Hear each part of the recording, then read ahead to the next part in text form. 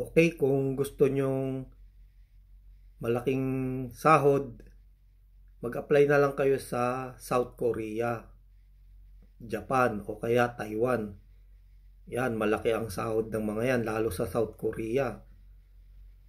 Ay, ako, naranasan ko na yung malaking sahod sa South Korea nung nasa South Korea ako, pero hindi ko naisip o hindi ko ginawa yung mag-run away o tumakas dahil mahirap kapag ikaw ay nag-run away o nag-TNT.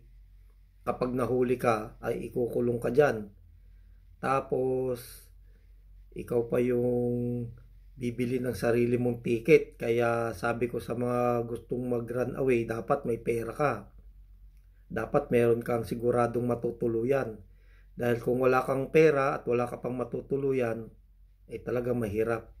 Mag-apply na lang kayo sa Japan, sa Korea, Taiwan, kaysa kayo ay mag-run away.